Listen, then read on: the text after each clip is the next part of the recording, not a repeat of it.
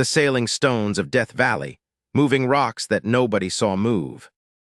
Racetrack Playa is a remote, dry lakebed in Death Valley National Park in California, accessible only by a rough, unpaved road. The lakebed is flat, hard, and cracked into polygonal patterns, almost perfectly level, about 4–5 kilometers long. Scattered across the playa are hundreds of rocks, ranging from pebbles to boulders weighing several hundred pounds. Behind many of these rocks are long, clearly visible tracks, grooves in the hardened mud documenting the rock's movements over time. Some tracks are straight, others curve dramatically. Some appear to reverse direction mid-journey. The sailing stones were first formally documented in the early 20th century. In 1948, geologists began the first systematic study. The tracks showed rocks had moved many meters over periods of years. The variety of track shapes made the phenomenon harder to explain. Some rocks moved in parallel, maintaining the same distance from each other across their entire journey, which suggested they were being pushed by the same force simultaneously. A single simple mechanism seemed unlikely to produce such coordinated results. The mystery deepened with every survey. For decades, explanations multiplied.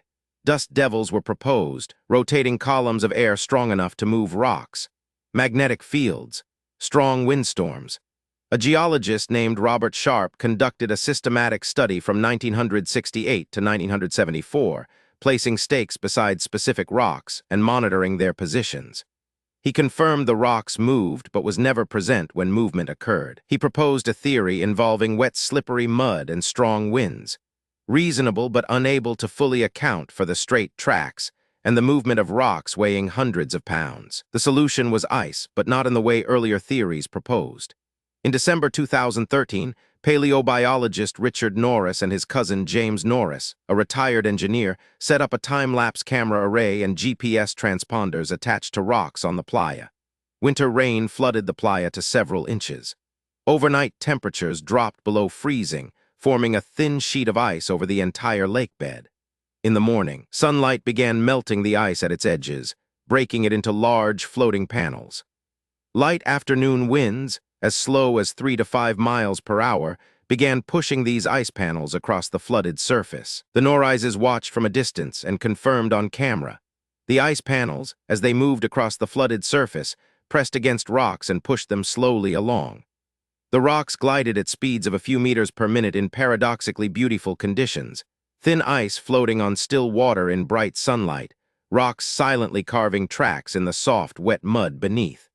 The whole episode lasted approximately 16 minutes. The rocks moved 60 to 224 meters over a few sessions. A mystery that had puzzled researchers for over 60 years was solved. The sailing stone mechanism requires an extremely rare convergence of conditions. Death Valley is one of the driest places on Earth. Winter rain flooding the playa is unusual. It is also one of the hottest places. Overnight temperatures dropping below freezing is unusual. The ice must be thin enough to move when wind pushes it, but thick enough to push the rocks. Light winds must arrive at precisely the right moment. These conditions may occur only once every few years. That rarity explains why the tracks accumulate slowly, and why direct observation eluded researchers for so long. The explanation is simple: ice, wind, water, but the phenomenon it produces is genuinely spectacular. Rocks weighing hundreds of pounds move silently across one of the most remote landscapes in North America, leaving trails that look almost intentional. The playa preserves these trails because the mud dries hard after each flooding event. Tracks can survive for years. The result is a landscape that looks choreographed, rocks moving in parallel, rocks turning in arcs, rocks that seem to have had a purpose. The mechanism is ordinary, the spectacle is extraordinary. The sailing stones are solved. The solution is both satisfying and slightly melancholy, the magic of the unexplained replaced by the ordinary magic of physics. Ice, wind, water, mud. These are the ingredients. What lingers is the image, a 300-pound boulder gliding silently across a flooded desert like an early morning light, leaving a track in the mud that no one will see for years, in one of the most isolated places in North America, in a desert that most years stays perfectly still. The rocks move. They always moved this way. Now we know.